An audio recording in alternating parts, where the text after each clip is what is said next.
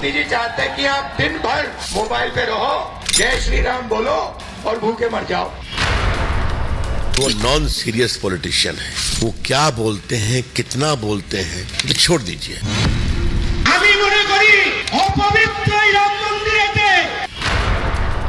अयोध्या का राम मंदिर पवित्रतम तीर्थ स्थल है, उन्हें अपनी बात वापस लेनी चाहिए या उनके खिलाफ कार्रवाई करना चाहिए।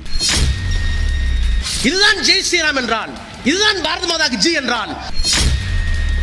ये सब वो लोग हैं जो हिंदी को गाली निकालते हैं, हिंदुस्तान को खत्म करने की बात करते हैं, टुकड़े टुकड़े गैंग का समर्थन करते हैं।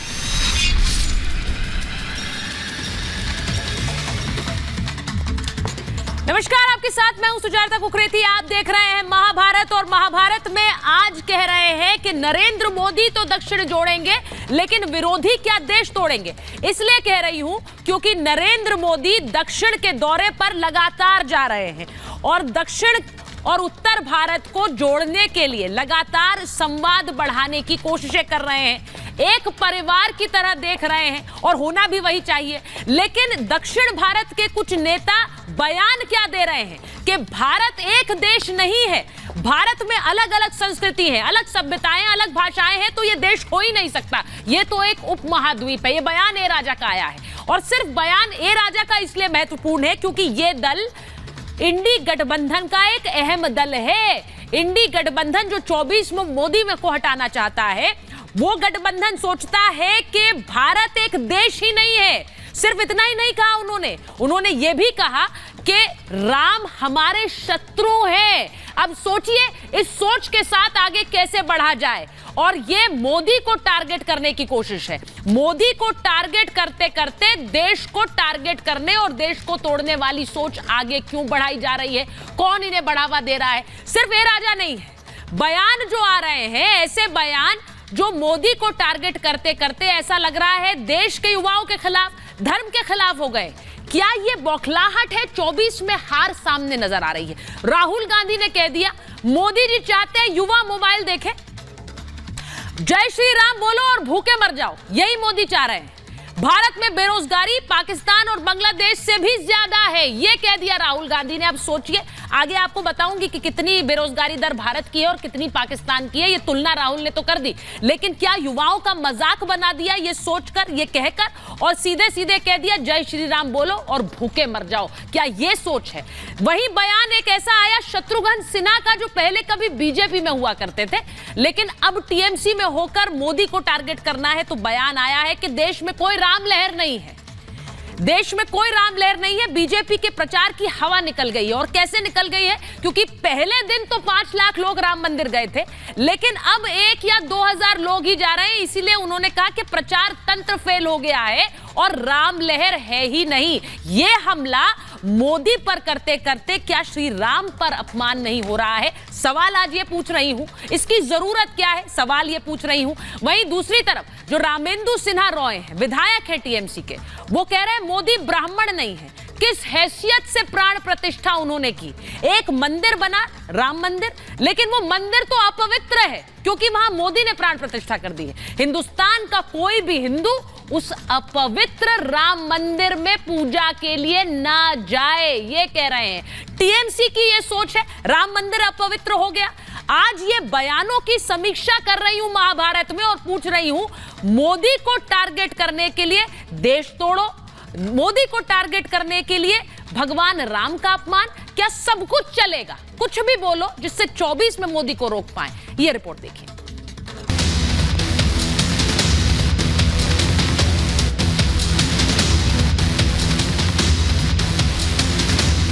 मोदी जी चाहते हैं कि आप दिन भर मोबाइल पे रहो, जय श्री राम बोलो और भूखे मर जाओ। 2024 चुनाव से पहले राहुल गांधी ने एक बार फिर मोदी को टारगेट किया, लेकिन मोदी को टारगेट करते हुए राहुल गांधी प्रभु श्री राम और देश के युवाओं का भी अपमान कर गए। मोदी जी चाहते हैं कि आप दिन भर मोबाइल पे रहो, जय श्री राम बोलो और भूखे मर जाओ।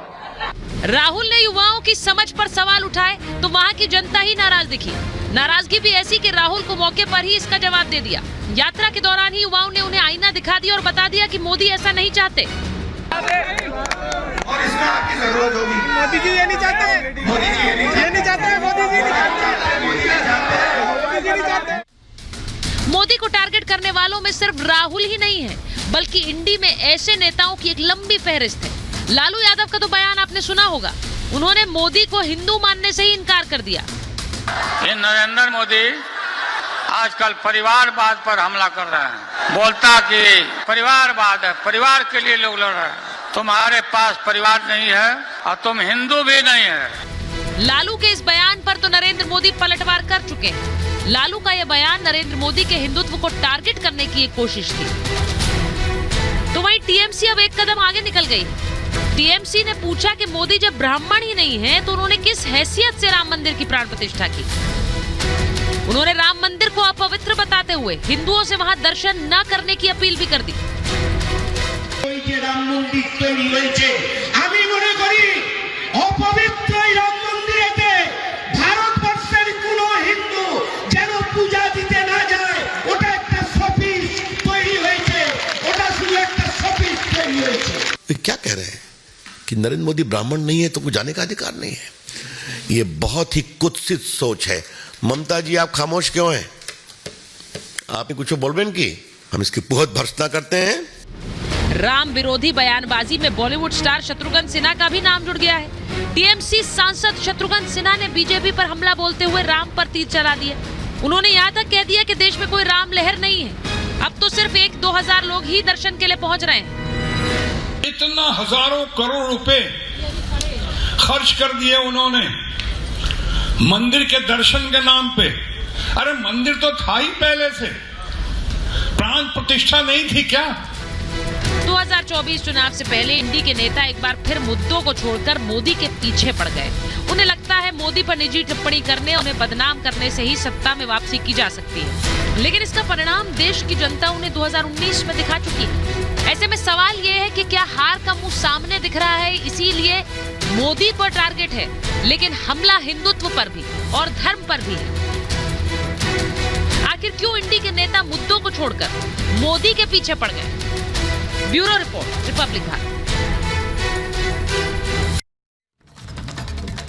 मेरे साथ महाभारत में बीजेपी के राष्ट्रीय प्रवक्ता प्रेम शुक्ला जी जुड़ रहे हैं, समाजवादी पार्टी के राष्ट्रीय प्रवक्ता राजकुमार भाटी जी हमारे साथ आ गए हैं, कांग्रेस के नेता वरुण पुरोहित जी हमारे साथ जुड़ रहे हैं, हमारे साथ धीरेन्द्र कुमार मुन्ना जी जुड़ रहे हैं जो कि प्रवक्ता है एलजेपीआर के, और संजय सरकार जी टीएमसी के नेता हैं। बहुत बहुत स्वागत है आप सभी का। मैं शुरुआत सबसे पहले संजय जी आपसे करना चाह रही हूं, क्योंकि आपके एक नहीं दो ऐसे नेताओं के बयान आए हैं जो टारगेट तो नरेंद्र मोदी को करना चाह रहे हैं, लेकिन उनका अंत किस पर हो रहा है ये आपको बता देती हूं। राम मंदिर अपवित्र है।